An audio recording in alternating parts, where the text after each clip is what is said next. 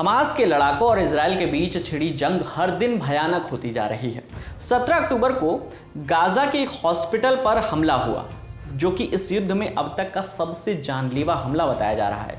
एक झटके में सैकड़ों लोग मारे गए। इसे लेकर देश दुनिया के नेताओं ने प्रतिक्रिया दी, मृतकों को सहानुभूति और हमलावरों पर कार्रवाई की बात कही। लेकिन अंतर्राष्ट्रीय मीडिया में इस हमले को लेकर क्या कुछ लिखा जा रहा है? मीडिया संस्थानों के संपादकीय इसे कैसे देख रहे हैं?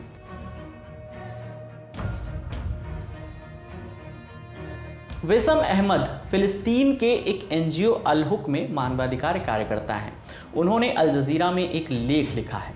लेख का शीर्षक है the mask is of, Gaza has expose the hypocrisy of international law, यानी नकाब उतर गया है, गाजा ने अंतर्राष्ट्रीय कानूनों के पाखंड को उजागर कर दिया है।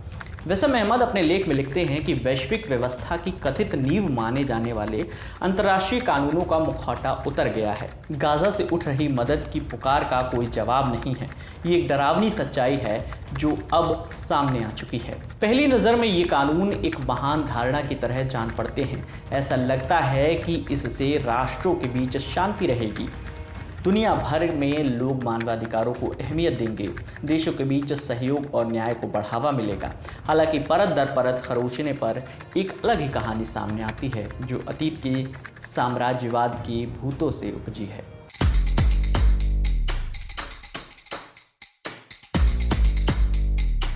वहीं इजरायली अखबार जेरूसलम पोस्ट के वरिष्ठ संवाददाता और विश्लेषक सेथ जे फ्रेंड्समैन ने लिखा, How Iran used Gaza hospital strike to spread anti-Israel US propaganda।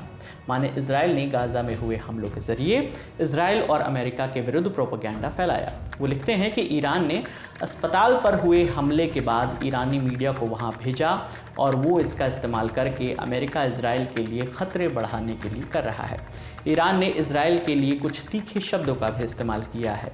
Israel को शैतान और जायोनिस्ट चाइल्ड किलिंग देश कहा है। गाजा अस्पताल ब्लास्ट को ईरान ने असली होलोकॉस्ट कहा है।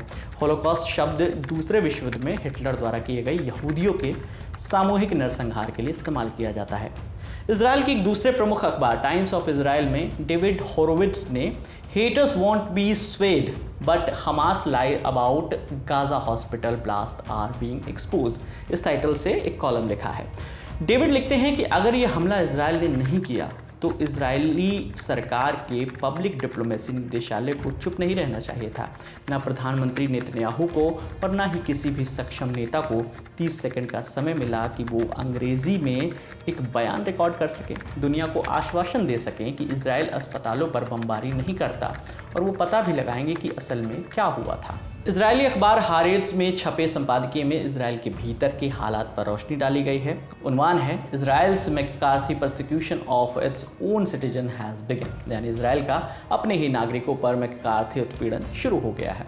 मैकार्थीवाद असल में शीत युद्ध के दौरान शुरू हुआ था। एक पॉलिटिकल कैंपेन है, एक तरह का पॉलिटिकल कैंपेन था।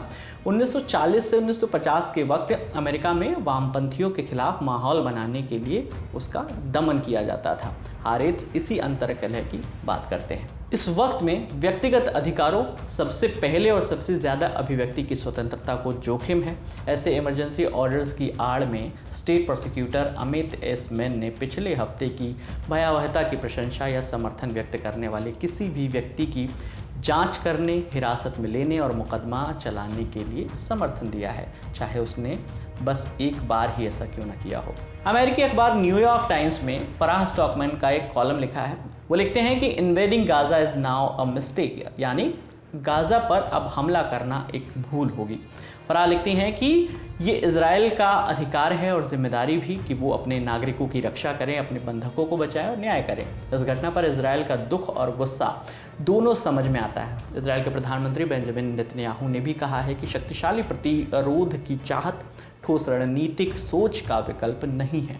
न्यूयॉर्क टाइम्स में ही जेरूसलम के एक इजरायली पत्रकार गेरशोम गोरेनबर्ग ने लिखा है, वो अपने कॉलम में इजरायली पीएम नेतन्याहू की आलोचना करते हुए लिखते हैं कि Netanyahu led us to catastrophe, he must go, माने नेतन्याहू हमें विनाश तक लेकर आए हैं उन्हें चले जाना चाहिए। गोरेनबर्ग लिखते हैं कि वो मंजर बार बार मेरे जहन में कौंधता है। मैं उस रात उठा तो सायरन की आवाज़ें आ रही थी। खबरें टूटी फूटी आती हैं जो किसी के दिमाग में नहीं बैठती। हमास छोटे बच्चों को बंधक बना रहा है और परिवारों को का नरसंहार कर रहा है, और हमारी सेना जिस पर हम भरोसा करते थे अस्त व्यस्त हो गई है। गाज़ा बॉर्डर पर नियंत्रण हासिल करने के लिए उन्हें 3 दिन लग गए। ये कैसे हो सकता है? ये कैसे हो गया? सामने से जवाब आता है, सब उस खूनी हमास का किया धरा है। वो ना हमारी बस्तियों को मानते हैं, ना हमारे अस्तित्व को। ये सच है मगर नाकाफ़ी है। एक इजरायली के लिए असली सवाल है, ऐसा होने किसने दिया? हमें इस बात का जवाब तलब करना चाहिए कि किसकी वजह से ये आपदा हुई। प्रधानमंत्री बेंजामिन नेतन्याहू और उनकी सरकार के भ्रम की वजह से? ब्रिटिश अखबार द गार्डियन में जॉर्ज मॉनवॉइट लिखते हैं कि पिछले 4000 सालों से जंग को लेकर सरकारों का रुख यही रहा है कि जंग लड़ी भी जाएगी, लेकिन नियमों के हिसाब से।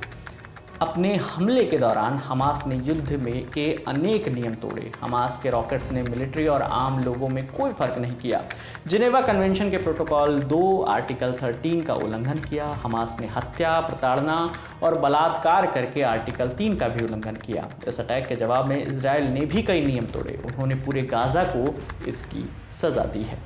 मिडिल ईस्ट आई में फ़िलिस्तीन के पत्रकार और एक्टिविस्ट अहमद अबू आरतीमा ने दुनिया से गुहार लगाई। कहा, Israel is massacring us, Palestinians need people around the world to take a stand. यानी इजराइल हमारा नरसंहार कर रहा है, फ़िलिस्तीनियों को दुनिया भर की मदद की ज़रूरत है। अहमद लिखते हैं कि ये नरसंहार इजराइल के रक्षा मंत्री योव गैलेंट की घोषणा का नतीजा है, जो उन्होंने शुरू में कहा था कि फ़िलिस्तीनी मानव जानवर हैं, मतलब उनकी हत्या उचित है। फिलहाल जानकारी ये है कि गाज़ा में मानवीय सहायता भेजने के लिए मिस्र से लगे रफा बॉर्डर को खोला जाने वाला है। गाज़ा के लोग इस समय पानी, बिजली और ईंधन की कमी से जूझ रहे हैं। बस पूरी खबर पर आपकी क्या राय है, हमें कमेंट करके बताइए। आपके लिए तमाम जानकारी जुटाई हमारे सहयोगी मानस ने।